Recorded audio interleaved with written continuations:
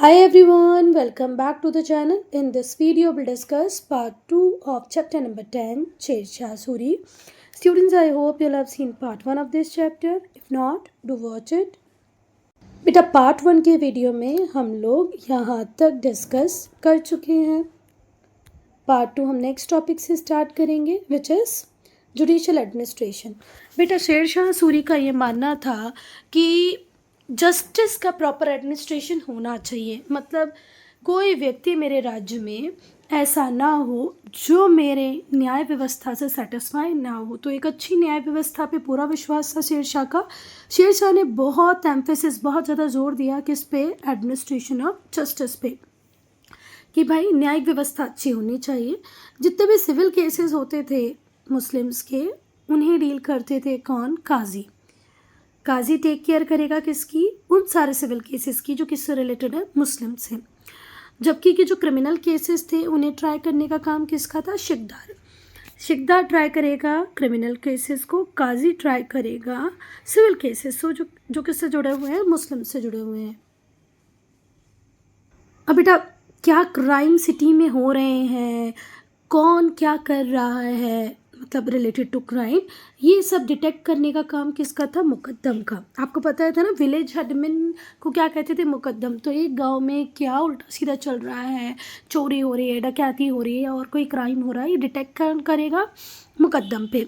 अगर मुकद्दम गाँव का जो है वो फेल हो जाता है और कल्प्रिट को पकड़ नहीं पाता, जो एक्चुअल में ज़िम्मेदार व्यक्ति है, अगर मुकद्दम उसे नहीं पकड़ पाता तो उसे भी पनिशमेंट दी जाती थी. ऐसा नहीं कि वो बच जाएगा. इसे ध्यान से सुनो. इफ़ द मुकद्दम, यदि मुकद्दम जो गांव का है जहाँ पर क्राइम हुआ है ना, वो फेल हो जाता है और कल्प्रिट को कैप्चर नहीं कर पाता तो उसे भी पनिशमेंट झेलनी पड़ेगी. पनिशमेंट किसी भी क्राइम की बहुत सीवियर होती थी. क्यों इतनी सीवियर होती थी बेटा, जिससे लोगों को क्राइम करने से रोका जा सके, उन पे प्रतिबंध लगाया जा सके. डर के कारण वो लोग वैसा कोई क्राइम करें ही नहीं, क्योंकि उनको पता है कि अगर हमने ऐसा किया तो जो पनिशमेंट हमें मिलेगी वो बहुत ही सीवियर होगी. मतलब हालत ऐसी थी कि सज़ा देखकर ही कोई डिसाइड कर लेता था, डेटर कर लेता था कि मुझे ये काम नहीं करना है, अगर मैंने काम किया तो मेरे साथ बहुत बुरा होगा. बेटा अब हम डिस्कस करेंगे लैंड रेवेन्यू सिस्टम को. तो जो मोस्ट स्ट्राइकिंग कंट्रीब्यूशन था, अगर शेरशाह सूरी की हम बात करें तो बहुत ही यूनिक फीचर जो इनके एडमिनिस्ट्रेशन का था वो था लैंड रेवेन्यू सिस्टम.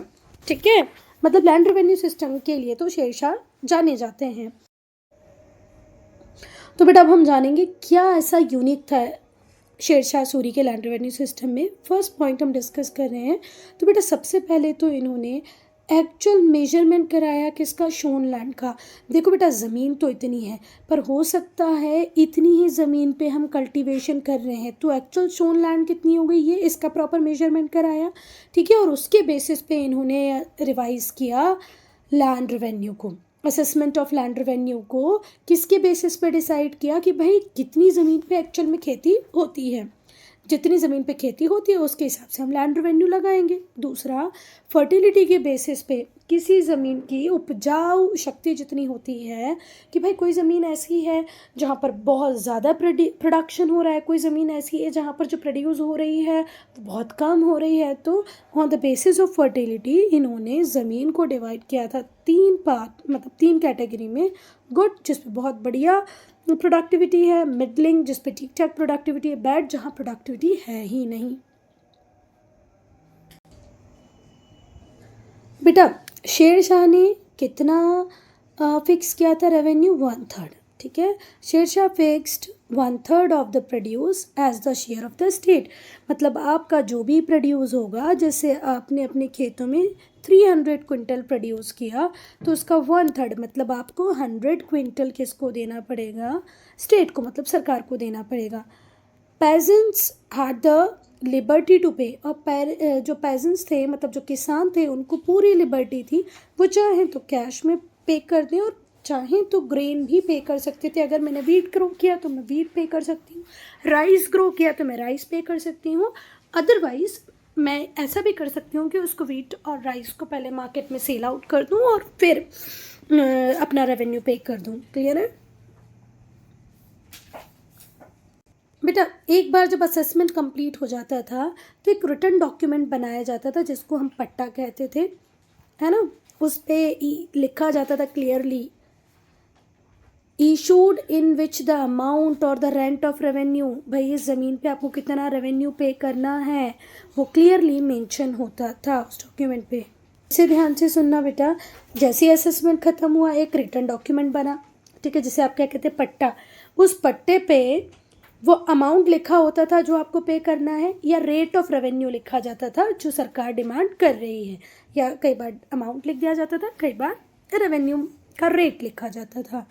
जो पेजेंट्स होते थे उन्हें रिटर्न में क्या देना पड़ता था, कबूलियत, कि भाई हाँ हम इतना अमाउंट आपको देंगे। इट मीन्स वो एक्सेप्ट कर लेंगे इस ऑब्लिगेशन को कि भाई कुछ भी हो जाए आपने जो टैक्स हमारे ऊपर इम्पोज किया है वो हम पे करेंगे ही करेंगे। इसके अलावा बेटा एक और भी सिस्टम था जिसे हम कहते थे कि जागीर दे दी जाए, किसको, लोगों को। पर यहाँ पर जब हम शेरशाह सूरी की बात करते हैं तो शेरशाह सूरी ने जागीर देने वाला जो सिस्टम था उसे थोड़ा सा डिस्करेज किया, क्योंकि जागीर देने के सिस्टम में हमने देखा बड़े बड़े एम्पायर का डाउनफॉल चालू हो जाता है। एक टाइम ऐसा आता है जब जागीर बचती ही नहीं है, ठीक है। तो शेरशाह जागीर देने के पक्ष में बिल्कुल भी नहीं थे। फिर से पूरा अगर पॉइंट में पढ़ूँ तो पहले लैंड को असेस किया जाएगा, असेसमेंट पूरा होने के बाद आपको एक डॉक्यूमेंट दिया जाएगा जो होगा पट्टा, ठीक है। उस पर या तो अमाउंट या रेट ऑफ रेवेन्यू लिखा जाएगा जितना आपको सरकार को देना है। पेजेंट्स को बदले में कबूलियत देनी पड़ती थी कि भाई हम एक्सेप्ट करते हैं, हमारा ऑब्लिगेशन है कि इतना अमाउंट हम टैक्स का या इतना % हम टैक्स दे देंगे। और बेटा यहाँ पर जागीर देने वाली जो बात थी उसको बिल्कुल भी पसंद नहीं करते थे, कौन, हमारे शेरशाह सूरी। शेरशाह ने एक बात और मान ली थी कि बेटा अगर मुझे एम्पायर को फ्लरिश करना है तो मुझे पेजेंट्स के वेलफेयर के बारे में सोचना पड़ेगा। जितना पेजेंट्स खुश रहेंगे उतना ही मेरा एम्पायर फ्लरिश करेगा। अल्टीमेटली आपका मेन सोर्स एग्रीकल्चर इनकम है, एग्रीकल्चर इनकम आपको पेजेंट से मिलने वाली, तो पेजेंट को हैप्पी रखना ही पड़ेगा। शेरशाह ये बात कंसीडर करते थे, मानते थे कि पेजेंट्री का वेलफेयर एक एसेंशियल एलिमेंट है। एक स्टेट के, एक सरकार के, एक कंट्री के हित में ये बहुत ज़रूरी है कि उसका किसान खुश रहे। जब भी फ्लड आती थी, ड्रॉट आता था, मतलब सूखा पड़ जाता था या बाढ़ आ जाती थी, तो वो अपना सपोर्ट किसानों को देते थे। उनसे कहते थे भाई इस बार बाढ़ आ गई है या सूखा पड़ गया है, आप अगर टैक्स नहीं पे कर पा रहे तो कोई इशू नहीं है, मत दो। उसने टैक्सेस को रिड्यूस भी किया, लोन्स भी प्रोवाइड किए। किस टाइम में बेटा, जब कोई नेचुरल डिज़ास्टर आया हो या किसी वजह से फसल फेल कर गई हो, क्रॉप फेलियर हो गया हो, मतलब फसल नहीं हुई। तो फिर से ध्यान से सुनो, Shershah Suri consider the interest of peasants in a very best manner. उन्होंने इस तरीके से डील किया किसानों के साथ कि किसानों को लगने लगा कि भाई हमारे साथ कोई है। जब बाढ़ आ जाती, जब सूखा पड़ जाता तो वो किसानों से बोलते नो नीड टू पे टैक्सेस। इवन कई बार वो टैक्स के बर्डन को बहुत कम कर देते जब कोई नेचुरल डिज़ास्टर होता है या किसी पर्टिकुलर किसान की क्रॉप फेल हो जाती। It means they had supported the farmers in a very well manner. किसान कभी दुखी नहीं रहे उनके राज्य में। जो लैंड रेवेन्यू सिस्टम था शेरशाह का, वही आगे जाके बेस बनता है बेटा अकबर के रेवेन्यू सिस्टम का। अकबर का रेवेन्यू सिस्टम बहुत अच्छा था। तो जो अकबर का रेवेन्यू सिस्टम था वो अच्छा इसीलिए था क्योंकि उसका पूरा के पूरा जो बेस था, आधार था, वो किस पे बेस करता था, शेरशाह सूरी के लैंड रेवेन्यू सिस्टम पे। हम ट्रांसपोर्टेशन सिस्टम को पढ़ेंगे तो शेरशाह ने एम्पायर के डिफरेंट पार्ट को कनेक्ट्स किया through a very good network of roads. मतलब अगर उसका एम्पायर इतना बड़ा था तो इस कोने से इस कोने तक उन्होंने प्रॉपर रोड डेवलप की, है ना, जिससे ट्रेड बढ़े। अगर किसी गुड को यहाँ से यहाँ तक पहुँचाना है बेटा तो एक प्रॉपर अच्छी रोड चाहिए होती है। उन्होंने बहुत अच्छी रोड बनाई और ट्रूप्स की क्विक मूवमेंट भी हो जाएगी। अगर रोड अच्छी होगी तो आप सैनिकों को एक जगह से दूसरी जगह पहुंचा दोगे, अगर रोड अच्छी होगी तो आप सामान को यहाँ से वहाँ पहुंचा दोगे। तो इनके एम्पायर में प्रॉपर कनेक्टिविटी थी from one corner to another. एक और ग्रेटेस्ट कंट्रीब्यूशन था किसका, हमारे शेरशाह सूरी का, वो ये था कि इन्होंने कंस्ट्रक्शन करवाया था किसका, ग्रैंड ट्रंक रोड का, जिसे हम जीटी रोड भी कहते हैं। ट्रंक रोड को आप कॉमनली क्या कहते हैं, जीटी रोड। ये ओल्डेस्ट और लॉन्गेस्ट मेजर रोड था कहाँ का, साउथ एशिया का मेजर और लॉन्गेस्ट रोड बनाने का काम किसने करवाया? शेरशाह सूरी ने करवाया। रोड का नाम क्या था? जीटी रोड या ग्रैंड ट्रंक रोड। ये लिंक करती थी ईस्ट और वेस्टर्न पार्ट को किसके? इंडियन सब कॉन्टिनेंट के ईस्टर्न और वेस्टर्न पार्ट को कनेक्ट करने का काम किया जीटी रोड ने। कितना डिस्टेंस कवर करती थी ये? 2500 किलोमीटर। टोटल डिस्टेंस कितना कवर करती थी ग्रैंड ट्रंक रोड? 2500 किलोमीटर। अच्छा, दूसरी बात, इसका ओरिजिन कहाँ से हुआ? तो सोनारगांव आज के बांग्लादेश में। बेटा पहले तो इंडिया और पाकिस्तान और बांग्लादेश ये 3 कंट्री नहीं हुआ करती थी, एक ही कंट्री हुआ करती थी, इंडिया। वो तो बाद में इंडिया पाकिस्तान हुआ, फिर इंडिया पाकिस्तान और बांग्लादेश हो गया, है ना। तो ये हमारे इंडिया के ही 2 एक्सट्रीम कॉर्नर को जोड़ती थी, जो आज 2 कंट्री और बन चुके हैं, एक है बांग्लादेश, एक है पाकिस्तान। तो ये बांग्लादेश के सोनारगांव, ठीक है, जो पहले इंडिया का ही पार्ट था, वहाँ से पास होती है, बहुत सारे प्लेसेस को क्रॉस करती हुई ये पेशावर पाकिस्तान पहुँचती है। तो आज अगर मैं बात करूँ, ये इंडिया है, 1 मिनट,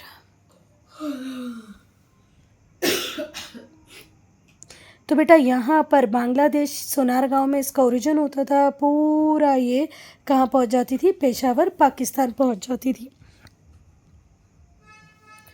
ट्रेड एंड कॉमर्स की बात करें, ट्रेड एंड कॉमर्स, तो शेर शाह जो थे उन्होंने इंट्रोड्यूस किया बहुत सारे ट्रेड और करेंसी रिफॉर्म्स को। व्यापार में क्या क्या सुधार हो सकते थे वो लेके आए, करेंसी में हम क्या रिफॉर्म कर सकते थे वो लेके आए। तो शेर शाह ने इंट्रोड्यूस किया बहुत सारे ट्रेड और करेंसी रिफॉर्म्स को। इन्होंने बहुत सारे gold, silver, copper coin issue किए, वो भी यूनिफॉर्म स्टैंडर्ड के।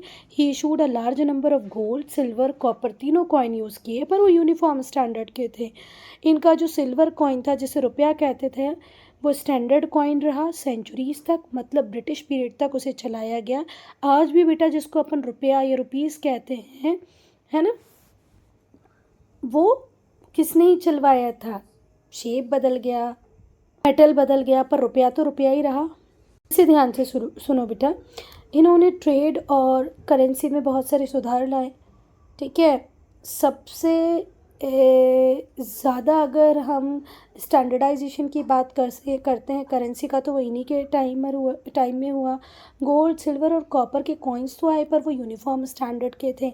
इनका जो सिल्वर कॉइन था वो ब्रिटिश पीरियड तक चलता रहा। इवन आज भी बेटा हम रुपया ही कहते हैं ना, भले ही आज वो कॉपर गोल्ड की जगह स्टील का हो गया है, पर कहते तो हम उसको रुपया ही है ना, ठीक है।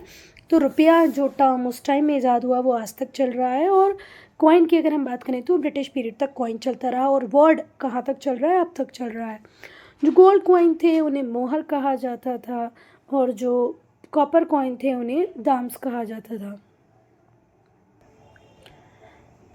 कॉपर कॉइन को दाम कहते थे, गोल्ड कॉइन को मोहर कहते थे। रुपया आज तक हमारे इंडियन गवर्नमेंट यूज़ करती है एज अ नेम, और जो करेंसी कॉइन थे वो ब्रिटिश पीरियड तक चलते रहे। यूनिफॉर्म स्टैंडर्ड के कॉइन बनाने का श्रेय शेरशाह सूरी को ही जाता है, वो उन्होंने बनाए गोल्ड के, सिल्वर के और कॉपर के। चलो, इन्होंने बहुत ज़्यादा इम्पोर्टेंस, शेरशाह सूरी ने बहुत ज़्यादा इम्पोर्टेंस पब्लिक वर्क को भी दी। उन्होंने बहुत सारे सराइस, मतलब रेस्ट रूम बनवाए।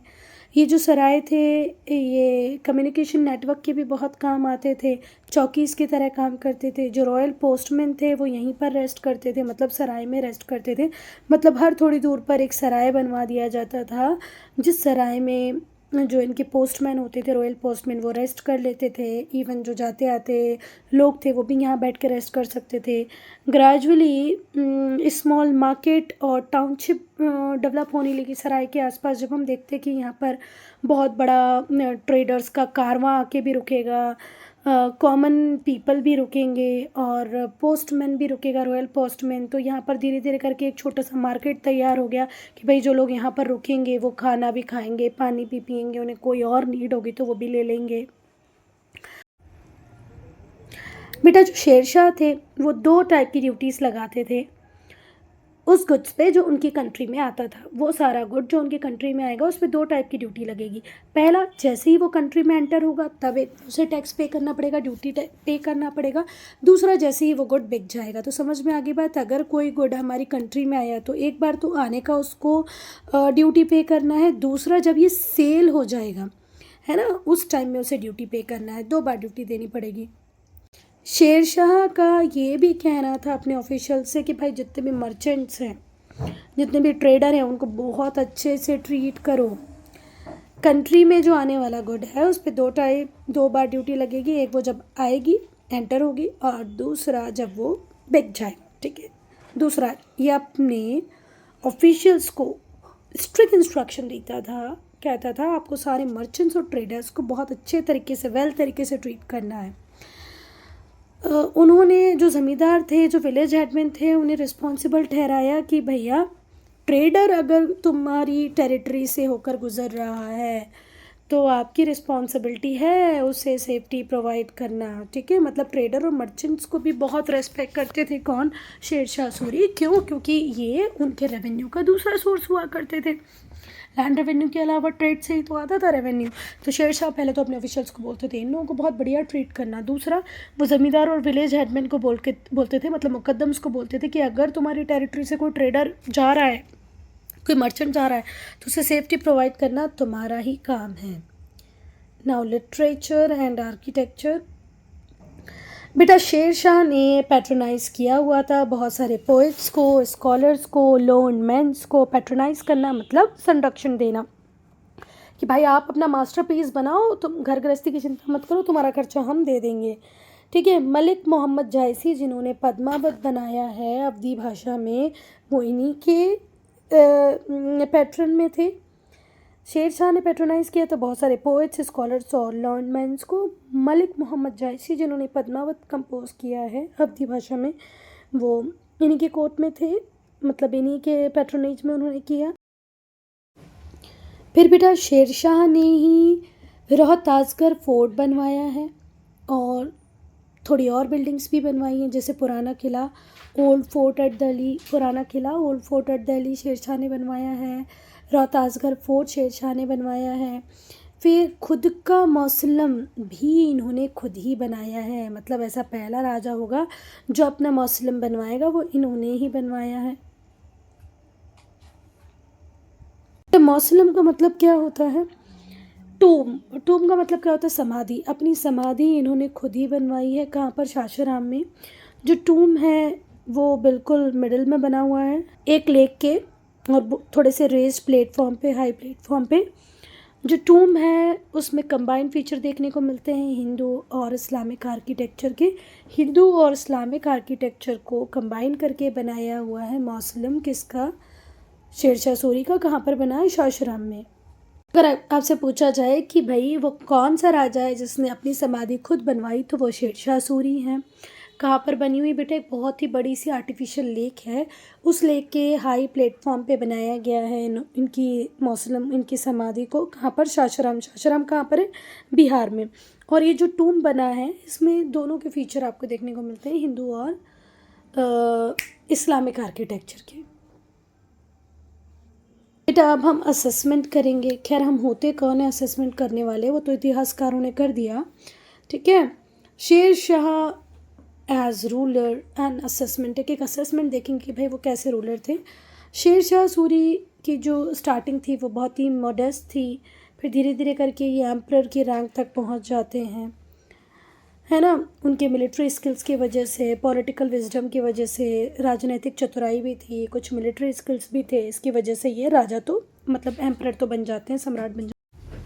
बेटा बस 5 साल ही रूल किया, पर इन 5 सालों में इन्होंने अपने एम्पायर को बहुत फैलाया। बंगाल से लेके इंडस तक, बंगाल ईस्ट से वेस्ट में इंडस तक इन्होंने अपने एम्पायर को फैलाया। बस कश्मीर इनके पास नहीं था। ठीक है। फिर धीरे धीरे करके इन्होंने अपनी पावर को कंसोलिडेट भी किया। कंसोलिडेट करना मतलब अपनी स्थिति को मजबूत करना। इन्होंने जहाँ जहाँ पर भी कनकर किया था वहाँ पर अपनी पोजीशन को स्ट्रेंथन किया। फिर इफ़ेक्टिव सेंट्रलाइज्ड गवर्नमेंट सिस्टम बनाया। प्रोविंशियल एडमिनिस्ट्रेटिव सिस्टम भी बहुत अच्छा था इनका। ठीक है। और इसी सेंट्रल और प्रोविंशियल एडमिनिस्ट्रेटिव सिस्टम को बाद में मुगल्स ने अडॉप्ट किया। ये बहुत ही बढ़िया मिलिट्री जनरल थे, है ना, जिनका जोर था, एम्फेसिस था, फोकस था कि आर्मी को स्ट्रॉन्ग और डिसिप्लिन्ड होना चाहिए, हमेशा स्टैंडिंग आर्मी आपके पास होनी चाहिए। ऐसा नहीं कि युद्ध करना है तो 8 दिन तैयारी, मतलब प्रॉपर स्टैंडिंग आर्मी आपके पास हो। शेर शाह बहुत स्ट्रिक्ट और इम्पार्शियल एडमिनिस्ट्रेटर थे, मतलब जस्टिस के एडमिनिस्ट्रेशन की अगर हम बात करें तो ये बहुत ज़्यादा इम्पार्शियल हो के, बिना ये देखे कि ये मेरा रिश्तेदार है, इससे मेरा लेना देना है, नहीं भाई, जस्टिस तो प्रॉपर होना चाहिए, ये इंश्योर किया शेर शाह ने। इन्होंने लोगों के वेलफेयर के लिए भी बहुत काम किया। शेरशाह सूरी लोगों के वेलफेयर पे बहुत ध्यान देते थे। इन्होंने गुड कम्युनिकेशन सिस्टम को तो सेटअप किया through roads and postal services, पर यह भी इंश्योर किया कि उस रोड पे चलने वालों को सेफ्टी और कंफर्ट मिले, ट्रैवलर को सेफ्टी मिले, ट्रैवलर को कंफर्ट मिले। तो सिर्फ इन्होंने गुड कम्युनिकेशन नेटवर्क को ही नहीं डेवलप किया रोड्स और पोस्टल सर्विसेज के थ्रू, बल्कि सेफ्टी और कंफर्ट को भी इंश्योर कराया कि इसके ट्रैवलर के। शेर शाह एक काइंड रूलर थे। जब भी ड्रॉट या कैलामिटीज़ आती तो ये किसानों के पास जाते, उनको लोन दे देते, एडवांस में पैसा दे देते, टैक्स के अमाउंट को कम कर देते। इन्होंने करेंसी सिस्टम में भी बहुत सारे चेंजेस किए, रुपया को इंट्रोड्यूस किया। ये दिखाता है कि एडमिनिस्ट्रेटिव विस्डम इनके अंदर थी। शेर शाह ने हमेशा रिलीजियस टॉलरेंस की पॉलिसी को अडॉप्ट किया। ऐसा नहीं हिंदू हैं तो उन पे अत्याचार करूँ, मुस्लिम हैं तो उसको थोड़ा अच्छा ट्रीट करूँ, अफ़गान है तो उसको और अच्छा ट्रीट करूँ, ऐसा बिल्कुल भी नहीं था। हिंदूज़ को इन्होंने हाई पोस्ट पे अपॉइंट किया। इवन जो इनके एबलेस्ट सबसे महान जो जनरल थे ब्रह्मजीत कौर, वो तो हिंदू ही थे। शेरशाह सूरी के रीन में जो सबसे एबलेस्ट, सबसे एबल जो अब सबसे एबलेस्ट क्या होता है बेटा, या तो एबलेस्ट ही होगा या सबसे अच्छा होगा, है ना। तो सबसे अच्छे जो इनके जनरल थे वो थे ब्रह्मजीत कौर, जो कि हिंदू थे। राजा टोडरमल, जो बाद में जाके एक ल्यूमिनरी बनेंगे अकबर के कोर्ट के, है ना, वो भी पहले अपने करियर को स्टार्ट कर चुके थे शेरशाह के सूरी के राज्य में। बेटा फिर से ध्यान से सुनो कि भाई जो शेरशाह सूरी थे उन्होंने रिलीजियस टॉलरेंस की पॉलिसी को अपनाया। इनके एबलेस्ट जनरल ब्रह्मजीत कौर हिंदू ही थे। राजा टोडरमल, जिनको आप अकबर वाले चैप्टर में फिर से पढ़ेंगे, जो अकबर के कोर्ट के 9 रत्नों में से एक थे। 9 रत्नों में से एक थे ना टोडरमल। ल्यूमिनरी मतलब चंद्रमा की तरह चमकने वाले या बहुत ही शाइनी, जो अकबर के कोर्ट के एक रत्न थे टोडरमल। उनकी एक्चुअल में ट्रेनिंग उन्होंने अपने करियर को स्टार्ट ही किसके साथ किया था? शेरशाह के साथ किया था। शेरशाह की जो पर्सनैलिटी थी वो रेयर कॉम्बिनेशन मिलती है, ठीक है, जहाँ पर ह्यूमन पॉलिटिकल कंडक्ट सबका एक बहुत बढ़िया कॉम्बिनेशन हमको देखने को मिलता है। Student, I'm ending this video here only. If you have any doubt, any problem, to write in comment section.